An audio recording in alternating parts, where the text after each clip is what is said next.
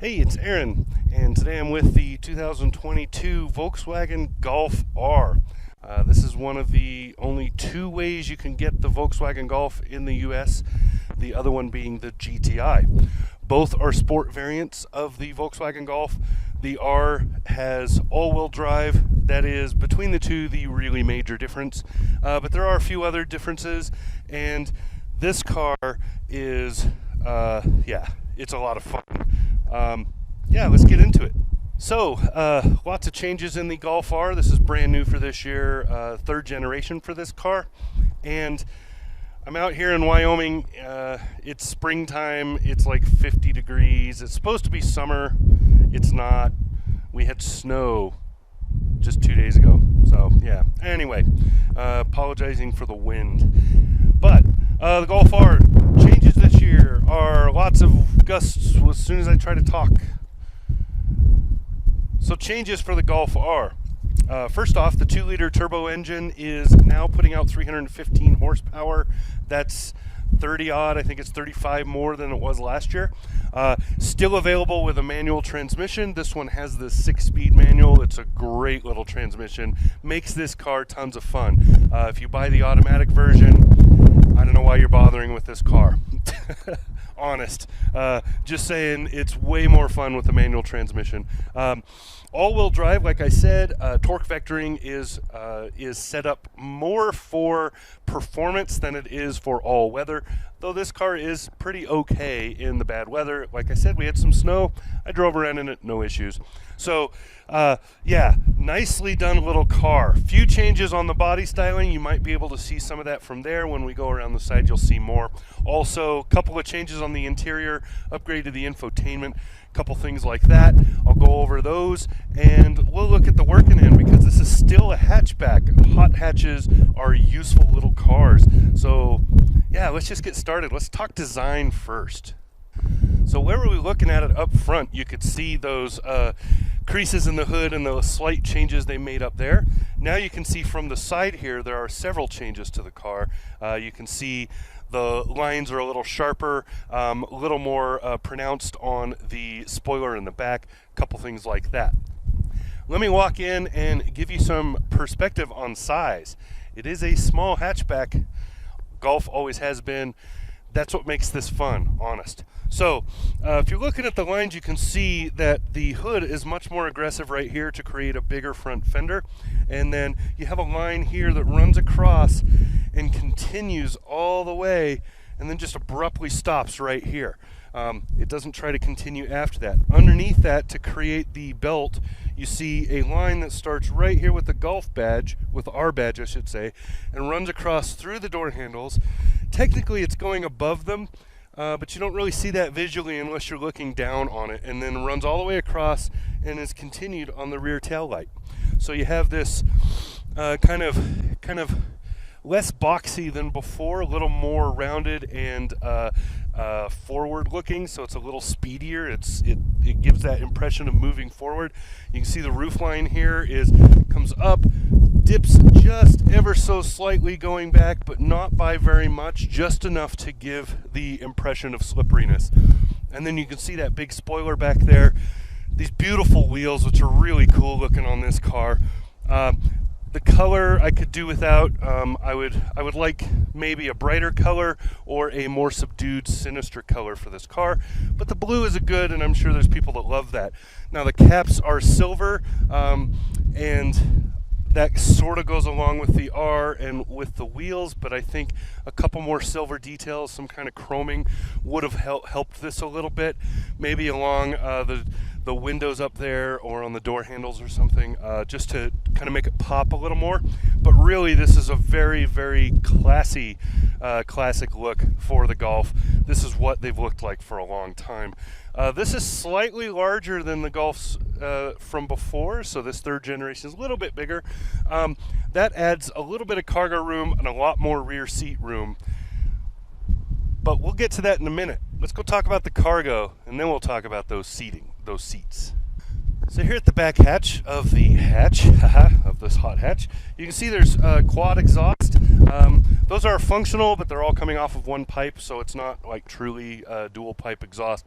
And then you can see under here, this is much more pronounced, comes out a lot further than it did before. It's, in fact, if you draw a line, it's right there at the bottom 2/3 of that windscreen, or back glass is what I should say.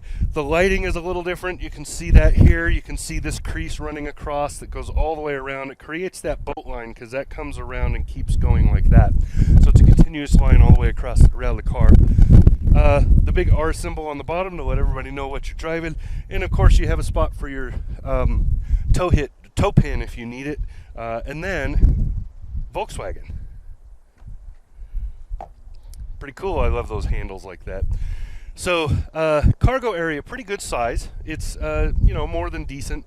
It doesn't go back too far, but it's useful for the size of the car. You can get a lot of stuff in here. You can get a week's worth of groceries, maybe some box store stuff and whatever. Underneath here you have a weird looking air thingy. It looks like it's some kind of like it moves air or something. It's actually part of the stereo.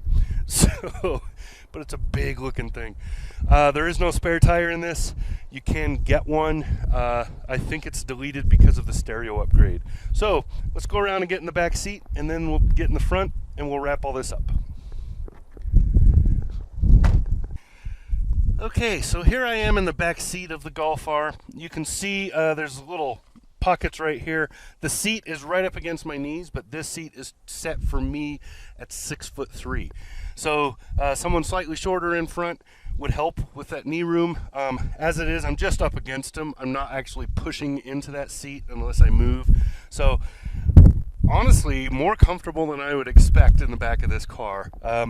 This has heated seats in the outboards back here and a few other nice little details. I love the blue on the seating to match the outside of the car. It goes with the stitching and a bunch of other things in here. And then, what else do I got to say in back here? Headroom. So for shoulder room, I'm okay. There's a bolster right here that's jabbing me in the shoulder a little bit, but I am a big dude. I'm not little. Headroom, though, I am great. I've still got another inch or so up here above my head. That's amazing for a car this small. So kudos there. Volkswagen did a good job keeping this, suitable for Americans. We like hamburgers.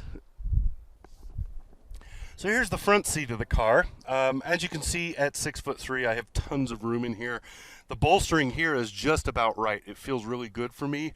I have a little bit of wiggle, but not a lot. So when I hit the corners and stuff, I don't have too far to go. Lots of headroom, even with this sunroof up above here. I still have about an inch and a quarter above my head. So somebody up about 6'4" would be okay in this. Feels really good, and I like the 3 pedal placement.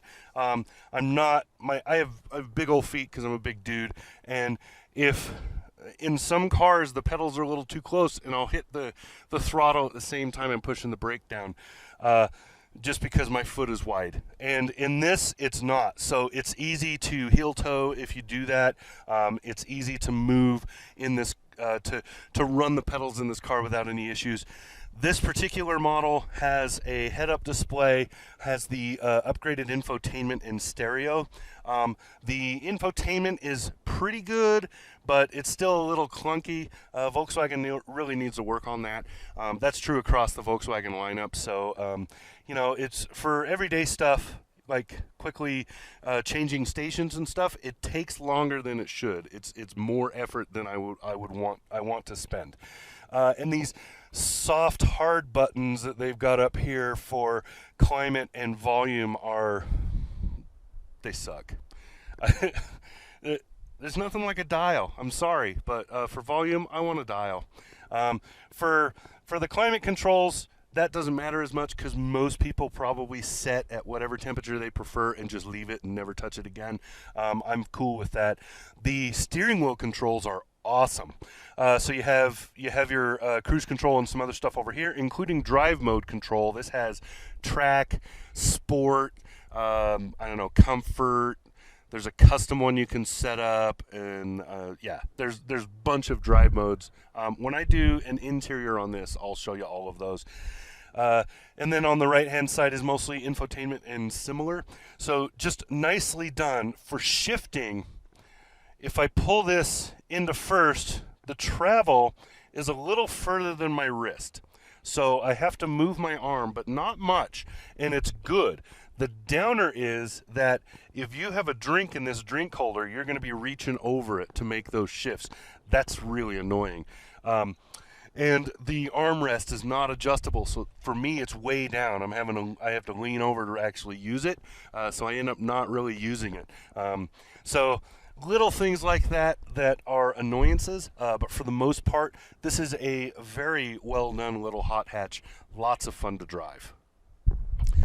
All right, so there you go. That's my take on the all-new 2022 Volkswagen Golf R. Tons of fun to drive. Hot hatch is still there. The manual transmission is pretty well done. It's easy to run. Lots of fun in this car, and there are a few things that could fix, a few details that could fix, but as far as the drive quality, it's wonderful. It's a lot of fun. Could be faster, sure. Could it be quicker around the corner or quicker around? Of course, but there's only so much you can do inside of a realistic price point. You can't make a supercar out of a $30,000 hatch, right? So that's what I got. This has been Aaron, 2022 Volkswagen Golf R. Talk to you again soon.